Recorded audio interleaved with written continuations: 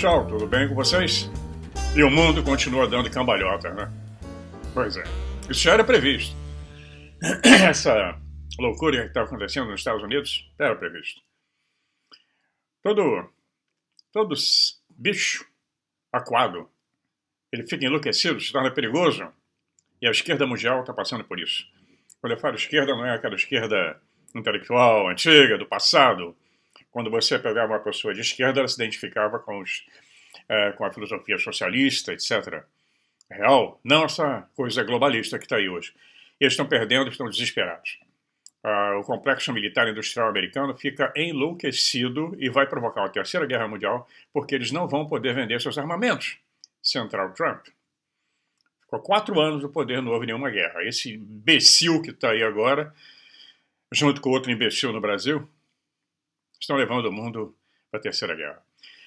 Enfim, a coisa é extremamente complexa, tem muito canal falando sobre o assunto, eu não vou falar sobre isso. As minhas posições políticas já foram esclarecidas em outros vídeos. Quem quiser saber mais detalhes, pode dar uma olhadinha lá para trás. Vamos falar sobre a Antártida, como eu tinha prometido no vídeo passado. O assunto é extenso, ele vai gerar vários vídeos. Eu vi pela audiência que o assunto interessou muitas pessoas e em muito material a respeito. Hoje eu vou mostrar para vocês a base de como essa coisa toda começou lá atrás, na década de 20. Mais atrás, no século XIX, já se falava nessa possibilidade da ocupação da Antártida e os mistérios que a envolvem, hiperbóreos, terra oca, etc. Vamos começar lá na raiz, para que vocês possam entender toda essa mixórdia que é a história da Antártida. Tem muito canal falando sobre o assunto, mas só pega ali da expedição do almirante Evelyn Byrd, ele tem o mesmo nome da minha esposa, Eveline, mas não entra nos detalhes. Por que os alemães foram para lá? Por que o mundo todo resolveu tomar, a maior parte dos países resolveram tomar um pedacinho, e é tudo mantido em altíssimo segredo, ninguém pode chegar lá, ninguém pode fazer nada naquele continente, misterioso e perigoso também. Vamos lá? Vamos começar. Sim. Antes de começar, agradecer a vocês todos que me desejaram melhoras. Eu já estou bem melhor, não 100%. Difícil ficar 100%, né? 100% só Deus. Eu tenho um exame ainda essa semana, sistema auditivo, vou ao fonoaudiólogo, depois ao otorrino, etc. Ainda estou escutando bem pouco. Já era ruim agora, então piorou. Mas estou melhorando sim. Muito obrigado a todos vocês. E vamos continuar em frente. Né? Tem muita coisa ainda para fazer. Segundo os indígenas americanos, eles diriam, ou um Klingon diria, hoje é um belo dia para morrer, mas vamos deixar para depois. Hoje não. Nem amanhã. Bom, sim, Magdalena Eveline Schössler é o nome da minha esposa. Ela tem um avô austríaco que casou com uma javanesa lá na Indonésia. Mas isso é uma outra história.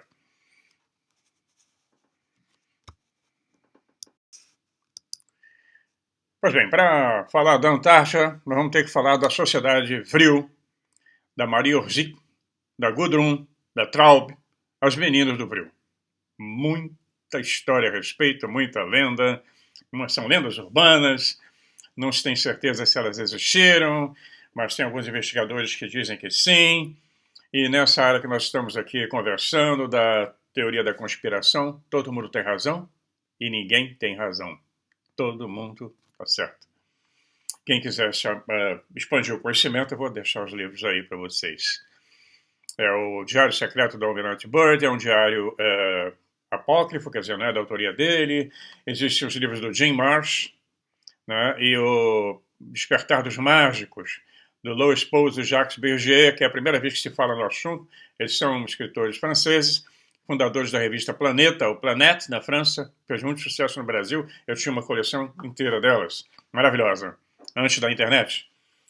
Mas bem, Antártida. Vamos começar pela Sociedade Thule. Ela patrocinou pesquisas e desenvolvimento de espaçonaves antigravidade. As raízes históricas do primeiro programa espacial secreto e a sua gênese remontam aos primeiros anos da República de Weimar, na Alemanha, no final da Primeira Guerra Mundial, em 1919. Várias sociedades secretas alemãs começaram a colaborar no desenvolvimento de protótipos de discos voadores baseado nos designs recebidos através de comunicações telepáticas de uma médium psíquica extraordinariamente bonita, bela e altamente qualificada, Maria Orzik. Ela, quando entrava em estado de transe total, ela afirmava que estava em comunicação com uma série de seres de outro mundo, de outros mundos. Entre eles estava um grupo de extraterrestres de aparência ariana ou nórdica do sistema estelar Aldebaran, que queriam ajudar a humanidade a desenvolver naves espaciais capazes de voos interestelares. Orzik relatou que sua intenção em tal empreendimento aumentaria a consciência humana e aceleraria a evolução da humanidade como espécie na comunidade galáctica. Fantástico, né? Incrível. Como diria o Spock, fascinante. Usando a escrita automática, e funciona, porque eu já assisti sessões com isso, quem é espírito já viu isso, funciona, a coisa existe. Você só nunca sabe quem é que está ali entrando dentro de você, incorporando e mandando aquela mensagem. Usando a escrita automática, Orzik escreveu inúmeras páginas do que parecia ser uma informação técnica em 2 línguas estrangeiras, embora não reconhecesse nenhuma língua. Uma outra médium, a proeminente Zigrun, ajudou na compreensão do conteúdo da escrita, obtendo imagens mentais claras de um disco voador. Orzik e Zigrun concluíram que as informações revelavam como construir uma nave espacial. Então, eu vou interrompendo aqui, eu vou mostrar a vocês a escrita automática, o que tem o facsímile, se é real ou não, ninguém sabe, contendo as línguas muito parecidas com a língua suméria e templária. Será?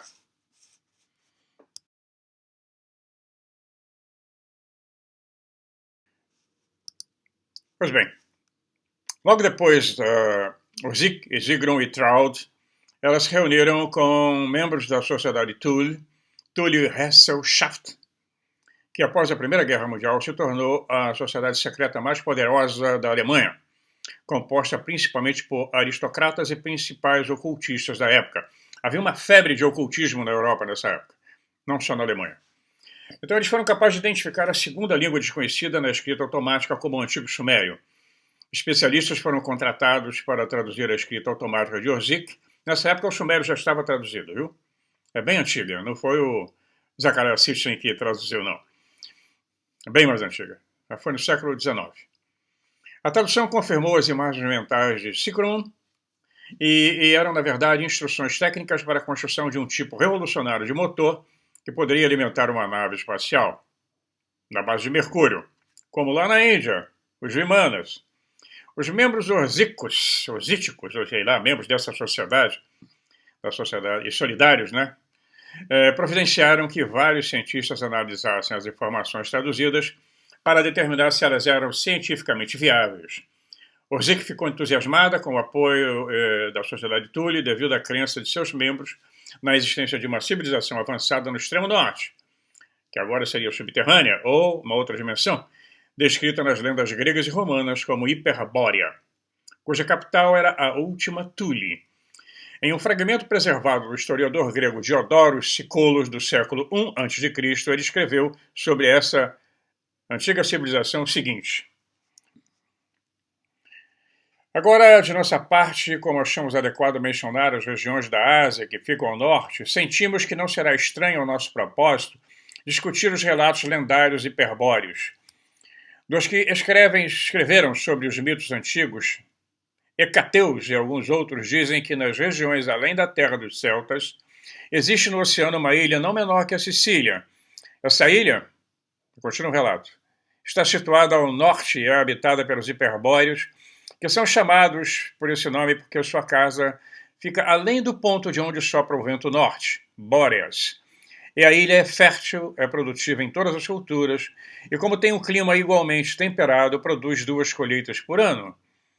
E os reis dessa cidade, os supervisores do recinto sagrado, são chamados de Boreadae, uma vez que são descendentes de Bóreas.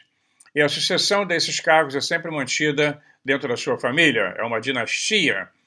Eles eram considerados gigantes, com até 3 metros de altura, pelos estudiosos clássicos. Os membros da Sociedade Thule, eles acreditavam que os hiperbóreos eram os progenitores da raça ariana germânica, e eles existem até hoje escondidos no interior da Terra ou em outra dimensão.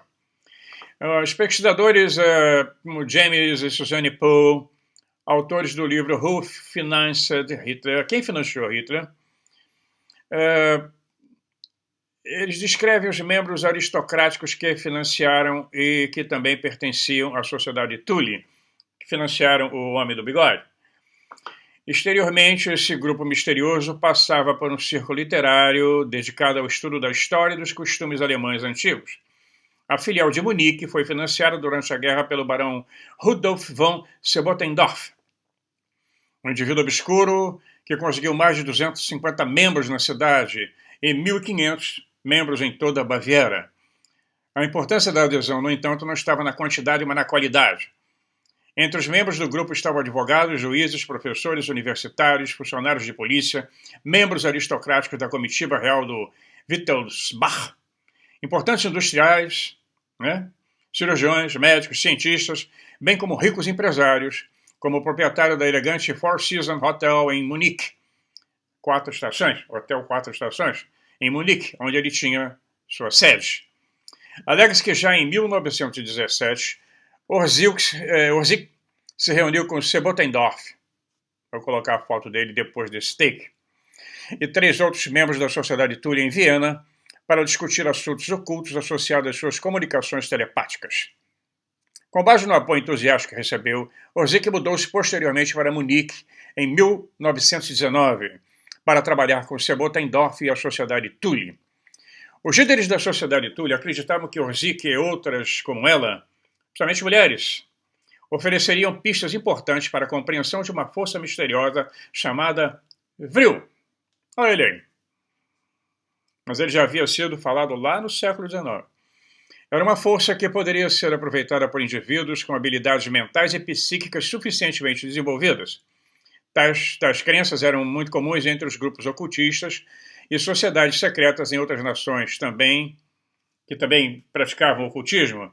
Isso aqui nós voltamos agora ao século XIX, que é explicado, eu fiz alguns vídeos lá no início do canal sobre a sociedade Vril, a raça vindoura, mas eu tive que parar porque o YouTube andou enchendo minha paciência, e minha real paciência, e eu tive que segurar um pouco, mas agora o canal está desmonetizado mesmo, vamos embora. Isso foi falado então no livro de 1871, de Edward Buller Lipton, e o livro era Vril, The Coming Race, a raça vindoura. Ele era membro de uma sociedade secreta também. Pois é.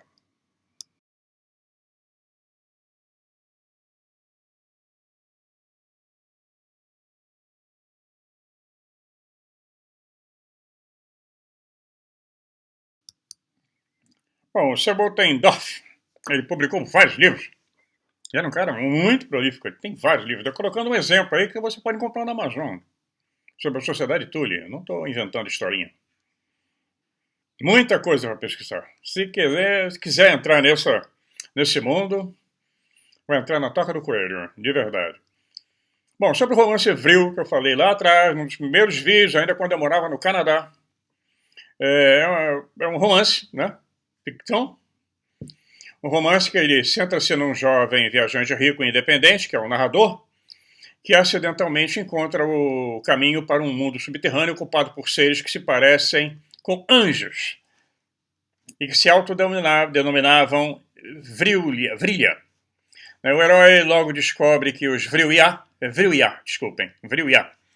são descendentes de uma civilização antediluviana que vive em redes de cavernas subterrâneas ligadas por túneis e, claro, é uma utopia apoiada tecnologicamente, sendo a principal ferramenta deles o fluido que tudo permeia, chamado Vril. Podia ser o éter, podia ser essa energia que está em todo canto, na natureza.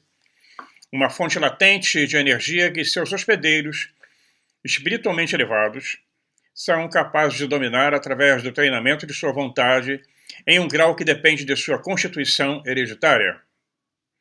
Isso aí dava acesso a eles a uma força extraordinária que podia ser controlada à vontade.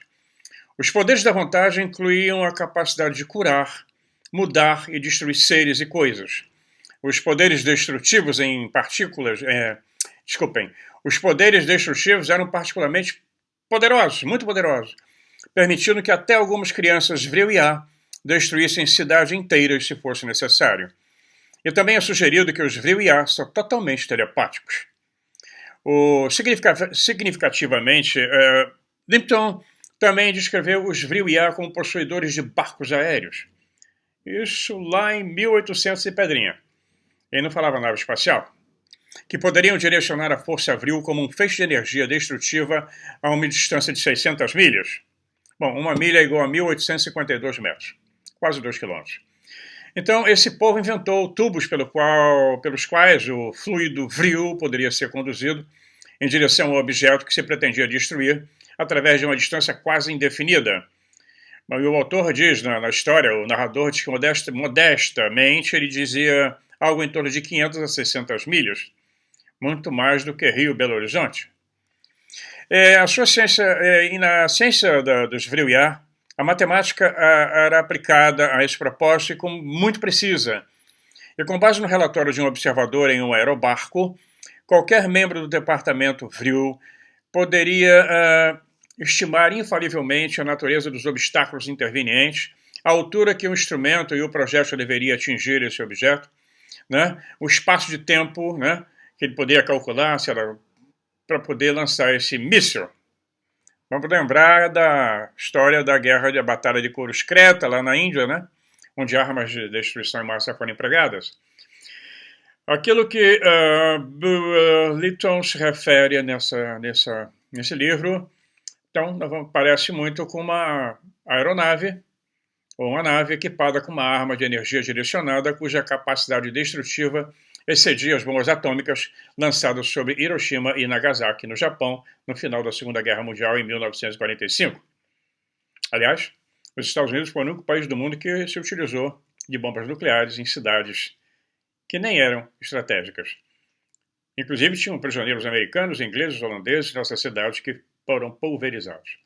Mas isso é uma outra história. Embora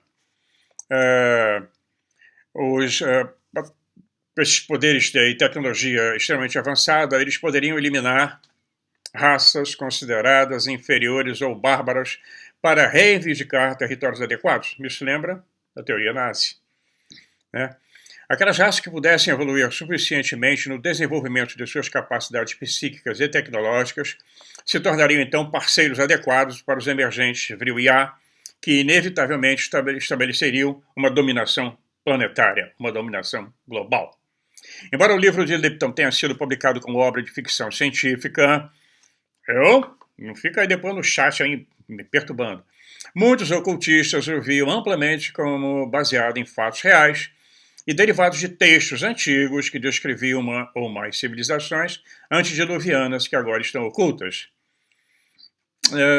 O status de Lipton como membro proeminente da Sociedade Rosacruz, ele pertenceu à Rosacruz, que estudou secretamente textos antigos e encorajou os membros da sociedade a desenvolverem consciência superior e habilidades ocultas.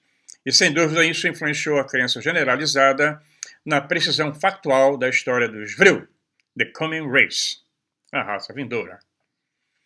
Aqueles que desenvolviam as habilidades psíquicas, né, possuiriam grande poder, ascenderiam posições de liderança, olha o racismo aí.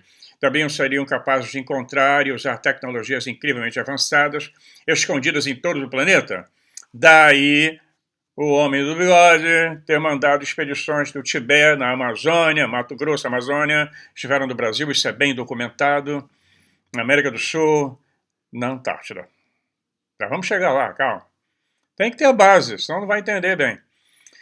Algumas dessas tecnologias ocultas envolviam projetos detalhados de naves espaciais capazes de viajar pelo espaço.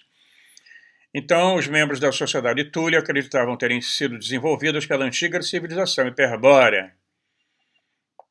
E eles achavam que isso tudo ia um dia emergir no nosso planeta. Então, para compreender o papel da sociedade Túlia, agora sim, na criação do partido nazi, que era o PT da época, Partido Trabalhista, não adianta espernear, e a sua evolução, existe um livro que foi minha referência quando eu era adolescente, que é The Morning of Magicians, O Despertar dos Mágicos, dos autores franceses Louis Pous e Jacques Berger, que também eram agentes secretos na Segunda Guerra Mundial, trabalharam na resistência francesa contra a invasão alemã.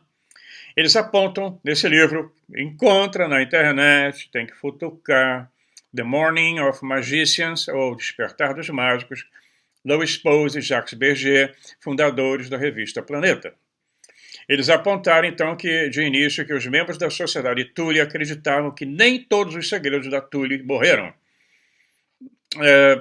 Seres intermediários entre homem e outros seres inteligentes colocariam à disposição dos iniciados um reservatório de forças que poderiam ser utilizadas para permitir à Alemanha dominar novamente o mundo e ser o berço da raça dos super-homens, que resultaria de mutações da espécie humana. E um dia suas legiões partiriam para aniquilar tudo que se interpusesse no caminho desse seu destino glorioso. Entender como é que a coisa é barra pesada e vem lá de trás? E não morreu, pelo contrário, está muito presente. Eles estão se utilizando dos idiotas úteis para poder implantar o governo global. A Alemanha perdeu a guerra. O nazismo não. Pois é. Muito bem. Então, os membros da sociedade Thule, eles consideravam, então, que seria fundamental estabelecer uma aliança com esses seres dessa terra interior, os hiperbóreos ou da outra dimensão, né, que estavam destinados a emergir com força na superfície do nosso planeta. As alianças poderiam ser formadas com o mestre do mundo ou com o rei do mundo. Existe um livro do René Guénon, pensador francês, importantíssimo para essa história toda do nazi e do Islã, chamava-se Roi du Monde, é o rei do mundo. Tem também, quem quiser pesquisar, René Guénon. Então, esse rei do mundo reinaria sobre uma cidade escondida em algum lugar do Oriente. Aqueles que concluíssem o pacto, eles mudariam a superfície da Terra, né, e tornariam a raça humana superior dentro de um novo significado durante multimilhares de anos. Então, o mundo mudaria. Isso a menos que nós, aqui de cima, ou dessa dimensão, tenhamos feito uma aliança com eles e nos tornado senhores. Então nós não vamos ser não seríamos escravos desse monte de esterco que alimentará as raízes das novas cidades que surgirão, como o globalismo quer fazer, né? Você não vai ter nada e vai ser feliz, é escravo. Eu só não falo o que eu penso aqui porque pegaria mal. Isso levou à conclusão, então, fundamental para que os escritores Louis Pose e Jacques Berger, que a sociedade Thule assumiu seu verdadeiro caráter como uma sociedade de iniciados em comunhão com o invisível e que então tornou-se o centro mágico do movimento nazi. Essa sociedade então seria o agente diretor secreto do Terceiro Reich. A sociedade Thule apoiou entusiasticamente Orzik e o grupo de mulheres e jovens que a ela se reuniram ao redor da cidade de Munique, que também era adotada e só aceitava aqueles que tinham alguma propensão psíquica, né? Que fossem evoluídos psiquicamente. Nesse período, a Maria Orzik criou, eu não vou ler aqui o nome alemão, que é gigantesco, a Sociedade Pan-Alemã de Metafísica, que mais tarde foi renomeada como Sociedade Vril ou Sociedade das Mulheres Vrillenrinnen. A outra mudança de nome aparentemente ocorreu em 1941, quando Hitler proibiu a sociedade secreta. Ele baixou um decreto, não podia mais ter, só dele. Orzik então registrou a sociedade como uma empresa denominada, também um nome grande, que não vale a pena ler em alemão, Oficinas de Propulsão Vril, seria a tradução. Essas mulheres psiquicamente dotadas dedicaram-se ao desenvolvimento de técnicas de comunicação com esses seres do outro mundo e aprenderam como aproveitar a força Vril para fins psíquicos e voos espaciais. A própria Orzik estava profundamente dedicada a promover uma maior consciência do potencial espiritual latente e das conexões cósmicas da humanidade. Bom, escritores como James e Suzanne Poole também descreveram a importância da teoria do Vril, né, da escola que se montou em cima dessa sociedade Thule, da importância de manter as linhagens germânicas puras para os membros da sociedade Thule, o que é uma grande babaquice. A principal tarefa, então, era redescobrir as glórias da antiga civilização hiperbórea estabelecida pelos seus ancestrais distantes. Só seriam admitidos nessa organização aqueles que conseguissem provar a sua pureza racial, pelo menos durante 3 gerações. É muito engraçado isso. Cujo lema era: lembre-se, você é alemão, mantenha seu sangue puro. Bom, imagina se eles tivessem, na época, o conhecimento, as técnicas para estudar o DNA das pessoas, como eu fiz agora há pouco tempo. Incrível, né? Eu com essa cara rosada, tem umas fotos minhas, então na Indonésia eu cheguei lá com a cor rosinha. Eu fico vermelho que nem camarão e tenho sangue africano. Mais da metade do meu DNA é europeu, mas uma boa parte está lá na África, na Nigéria, da minha avó e minha bisavó, que era escrava. Sem contar os outros DNAs que eu venho carregando dos meus ancestrais. Quer dizer, todo mundo no planeta é vira-lata. Essa coisa de raça pura é uma estupidez. Mas vamos seguir. Então, só eram admitidos os que conseguissem provar sua pureza racial até a terceira geração. Como muitos outros movimentos raciais e nacionalistas na Alemanha. Né? O objetivo ostensivo da sociedade Thule era o estabelecimento de um Estado pan-germânico de poder e grandeza insuperáveis. Sempre essa coisa, né?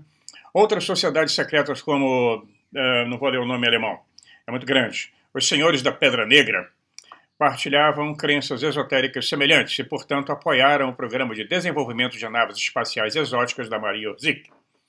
Posteriormente, foram encontrados financiamento e o conhecimento científico necessário para cultivar os primeiros protótipos funcionais baseados nos projetos recebidos por Zick.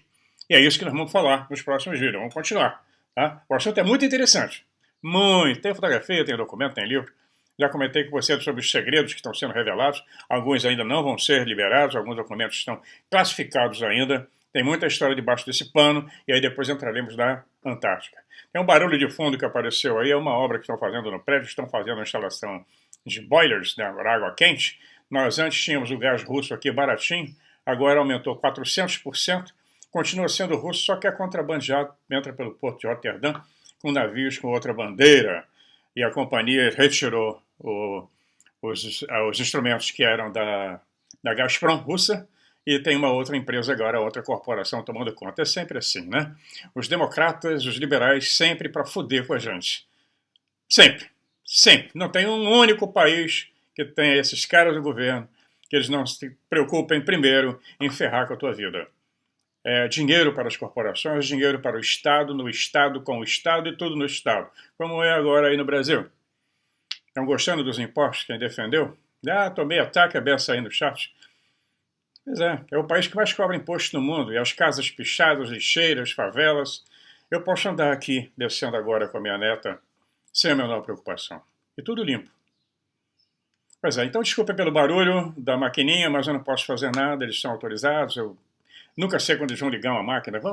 Todos os apartamentos estão sendo renovados. O meu já passou por essa instalação, já está tudo pronto aqui, né? E nós temos com a aguinha quente ainda que vem do gás russo contrabandeado.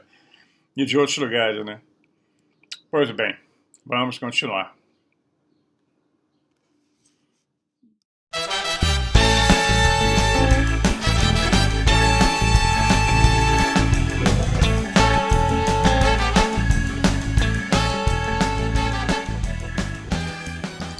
Bem, agora vamos falar de uma pessoa super conhecida de todo mundo, que é o Schumann, Winfried Schumann, da ressonância Schumann. Todo mundo esotérico conhece, mas não sabe nem muito nada sobre o camarada. Ressonância Schumann. Ele foi diretor do Laboratório Eletrofísico da Universidade Técnica de Munique, de 1924 até 1961. Ele foi levado para os Estados Unidos pela Operação Paperclip, mas ele trabalhou junto com a Sociedade Thule. Ele era membro da Sociedade Thule e foi encarregado de construir a primeira nave da Orzik. Schumann era um especialista em plasma de alta energia e eletrostática de alta tensão, ambos elementos chaves do desenvolvimento de sistemas de propulsão exóticos para tal astronave. Foi documentado que Schumann investigou o dispositivo de energia livre do inventor alemão Hans Köhler, também conhecido como Köhler. Esse dispositivo acabaria por gerar energia elétrica suficiente para alimentar um submarino e, mais tarde, uma nave espacial. Durante a década de 20, olha só, isso em 1920. Imagina o que esse povo não esconde da gente. O que não está escondido nesses governos americanos, russos, chineses? Bom, esse dispositivo, então, seria empregado na Marinha Alemã, que estava pesquisando ativamente novos sistemas de propulsão para sua futura geração de submarinos que estavam sendo montados secretamente fora da Alemanha. Em 1925, a Marinha Alemã providenciou para que Schumann avaliasse o dispositivo Köhler, e apesar do escritório de patentes alemão ter rejeitado o pedido de patente de Köhler, o relatório elaborado pelo Subcomitê de Inteligência Britânica cita o apoio entusiástico ao projeto de Schumann, né, o dispositivo Köhler, como um meio eficaz de gerar uma nova fonte de energia. Após um exame detalhado, né, tão cuidadoso quanto possível, ele chega à conclusão, as palavras dele agora: eu devo supor que teremos de enfrentar a exploração de uma nova fonte de energia, cujos desenvolvimentos futuros podem ser de imensa importância. O aparelho era visivelmente fácil de acesso em todas as suas partes essenciais. O inventor concordou de bom grado com cada tentativa na medida em que, segundo sua declaração, nenhum dano poderia ser causado ao funcionamento do aparelho. Ele dizia: eu não acredito em engano. Eu considero oportuno submeter o aparelho a mais um teste. Acredito que o maior desenvolvimento do aparelho é uma assistência prestada ao inventor, ele, né, se mostrariam justificados e de grande importância. Então, 3 anos antes, aqui tem uma nota de seguinte: é importante notar que 3 anos depois de Schumann ter testado o dispositivo Köhler, o inventor norte-americano Thomas Torwaldsen Brown recebeu uma patente britânica para um dispositivo eletrogravítico que supostamente desenvolveu uma nova forma de propulsão. E vai por aí. No artigo subsequente de 1929, Brown descreveu como os esforços de Einstein para desenvolver uma teoria de campo unificado o inspiraram para encontrar uma ligação fundamental entre a matéria, a gravidade e a eletricidade. Aí, nada do que a gente está discutindo aqui é novidade. Tudo que se fala sobre ufologia, naves eletromagnéticas, anuladores de gravidade, isso já era falado em 1929. Loucura. Olha que ponto nós estamos ainda. Usando carros a combustão, usando energia nuclear, que é uma porcaria, para gerar calor, para gerar uma turbina, para gerar eletricidade. É só isso que a energia nuclear faz. Ou então destruir a gente para construir bombas. Né? Pois é, eu não vou me estender mais, porque o vídeo vai ficar muito longo. E nós continuamos na próxima semana a falar sobre o desenvolvimento dessas supostas naves, etc., né, armamentos, tecnologias e as patentes que estão aí. Para quem quiser lá, algumas são de propriedade de governos ou de grandes corporações que não vão divulgar nada, não vão liberar nada, eles não liberam. Nós estamos num primitivismo absurdo, não só tecnológico, como político. O único lado que disparou foi o da informática, da eletrônica, mas nós já poderíamos estar voando pelas estrelas. Poderíamos parar de usar esses grandes, gigantescos busca-pés, como o do Elon Musk, que é um busca-pé gigante, e não vai além da Lua. Com muita dificuldade vai a Marte, levando a carga que eles querem. Levar uma sonda, tudo bem, leva. Viagem só de ida, não tem como voltar. Muita coisa escondida. Nós vamos futucar isso enquanto podemos, tá? Fica aí um grande abraço meu e da Magdalena. Até a próxima semana. Desculpe, o vídeo truncou, porque os caras fazendo obra aqui é um barulho do inferno. É uma porcaria de uma britadeirazinha para abrir a canaleta nessas paredes aqui que são grossíssimas. Parece um bunker esse breve. Mas vamos lá. Nós vamos continuar, tá bom? Até a próxima semana. Se cuidem. Não se exponham. Eu tenho sempre avisado. Não se exponham politicamente, senão vão cortar a cabeça de vocês. O sistema é poderoso. Quando o inimigo é poderoso, nós devemos recuar, reorganizar nossas forças e atacar ele por trás. Sun Tzu em A Arte da Guerra. Se você botar sua cabecinha para fora, o Xandão corta. E nos outros países existem outros tipos de censura. A coisa está esquisita. Tá? Até lá então, até o próximo vídeo.